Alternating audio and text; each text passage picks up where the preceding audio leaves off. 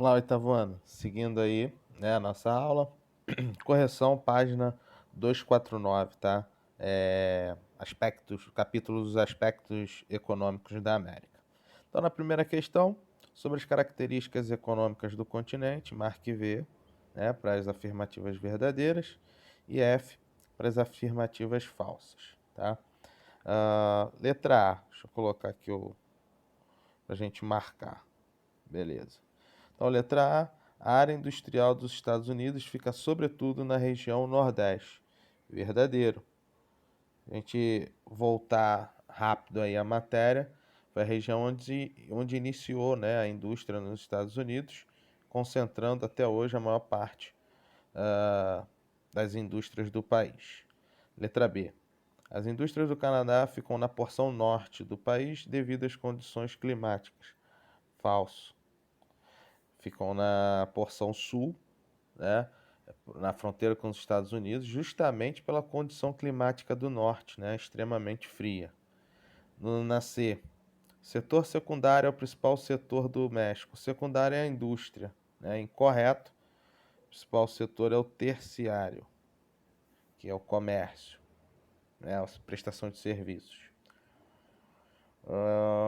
D, concentração de terras é um problema que ocorre com frequência em países da América Latina. Correto. Né? O Brasil, nosso país, é um grande exemplo de um país de muita concentração de terra na mão de poucos, né? E a ampla maioria sem o seu pedaço de terra. Letra E. O Chile se destaca pela produção de vinhos e extração de cobre. Também correto. Principais atividades econômicas, né, do país. F. O setor agropecuário é destaque em países como Uruguai, Chile e Brasil. Incorreto. No Uruguai é o principal setor, mas no Brasil, né, o principal setor desculpa, é o terciário, tá? G. Os períodos de crise fizeram com que a influência do Brasil na América do Sul reduzisse drasticamente. Falso. O Brasil continua, né, tendo uma forte influência na região. Vou passar aqui, eu vou ter que fechar, galera. Aí vamos lá. HI, que são as últimas. A América Latina é considerada a região que mais exporta alimentos para o mundo. Verdadeiro. Ainda tem o Brasil, um dos principais, né, exportadores de produtos agropecuários no mundo. E os Estados Unidos influenciam a economia do continente e do mundo todo também. Verdadeiro, né? Principal potência mundial, né? Do globo. Beleza? Então fechamos aí a questão 1. Questão 2. Corrija as afirmativas falsas da questão, né, anterior. Então já na própria fala aí da questão 1, eu já fui dando o contexto, né, de como estão incorretas, tá? Então não vai haver essa necessidade da gente fazer a questão 2, já que vocês já têm em vídeo, né, a explicação. Então partir aí, página 250, certo? Questão 3.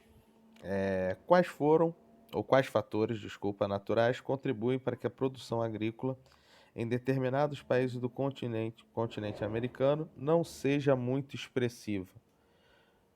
Na resposta, né, vocês podem colocar aí como fator climático, né, regiões muito frias ou muito quentes, a altitude do relevo em determinadas regiões, tá? E também a ocorrência de solos pouco férteis, beleza? Passando aí, questão 4, observar o mapa, né, dos blocos econômicos do continente americano, tá? A pergunta em si: qual a importância dos blocos econômicos para os países do continente? Resposta: auxilia os países em acordos comerciais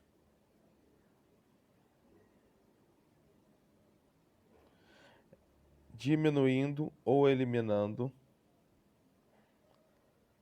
taxas alfandegárias, vírgula, contribuindo para o maior desenvolvimento da economia. Beleza? É coisa aí, só vocês voltarem o áudio que vocês conseguem pegar. Então, a questão 5, um texto aí. Os governos não têm dinheiro para garantir a segurança alimentar, tá? O arrefecimento e a recessão observados entre 2012 e 2016 nas economias da região estão associados ao declive dos preços internacionais das matérias-primas, que exportam em um contexto frágil, de frágil recuperação da crise financeira global. O trecho da reportagem sobre a América Latina revela, deixa eu botar aqui certinho, revela que, então, o que ele quer, a resposta, né, ou a afirmação, qual é a relação das crises com a oferta de comida para as nações, tá? Então, na letra A, as crises econômicas não afetam a segurança alimentar. Incorreto. Menos dinheiro, menos acesso, né, ao consumo. Então, você tem menos poder de compra. Tá errado. B, as crises globais não afetam essa região do continente. Incorreto. Claro que afetam. Somos países pobres, com economias frágeis. Qualquer economia global acaba atingindo principalmente investimentos, né, nos países da região. C. Apenas as crises regionais impactam na economia. Acabei de falar que as crises globais causam esse impacto. Então, a correta, né, a segurança alimentar, pode ser afetada por crises econômicas regionais e globais. Beleza? Fechamos então aqui, né, essa correção dos aspectos. Seguindo aí, galera, já no capítulo Tensões e Conflitos na América, página 259, tá? Questão 1. Um dos principais índices para calcular as desigualdades sociais e a concentração de renda é chamado de, marcar aqui, deixa eu só, ó, letra A, né? O coeficiente de Gini. Ele pega uma variação de 0 a 1, né? Os países mais próximos a 0 têm menor desigualdade, né, social e de renda, e mais próximo de 1 são os países que apresentam a maior desigualdade, tá? O PIB, né, que é a letra B, é a soma das riquezas. O C é o IDH, né, que pega a educação, PIB e expectativa de vida. E a D é a renda per capita, é o quanto cada pessoa, né, ela acumula em um ano, beleza? Então, letra A, vamos para a questão 2. Há pouco tempo, as prateleiras do supermercado desse país estavam vazias. A crise econômica, política e social fez com que mais de 4 milhões de pessoas buscassem a vida em outros países. Inclusive, muitos vieram para o Brasil. Estamos falando de qual país? A. Honduras, B. México, C. Venezuela ou D. Chile.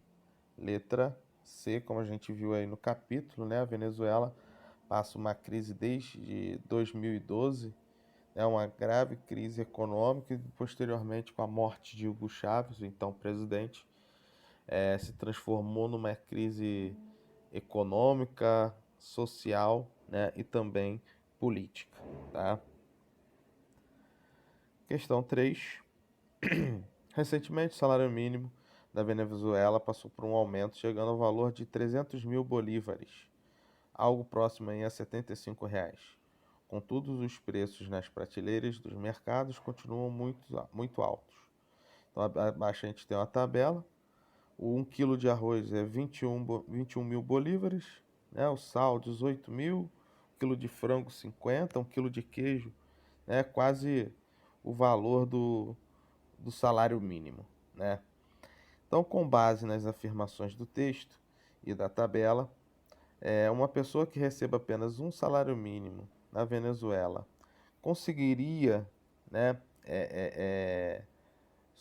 sobreviver?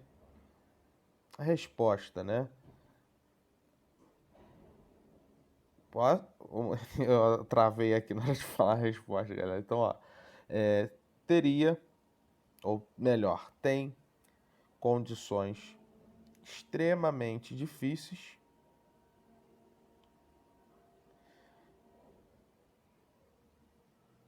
pelo alto custo dos alimentos, o que impede de fazer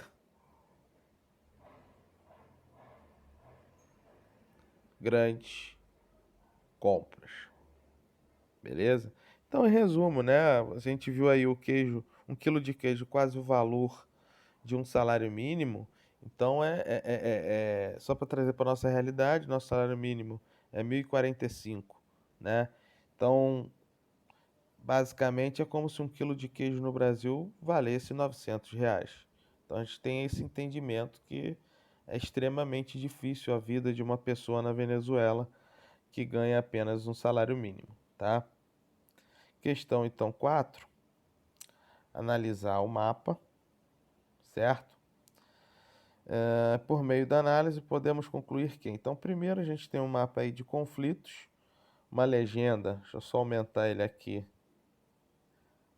né, indicando os níveis desses conflitos.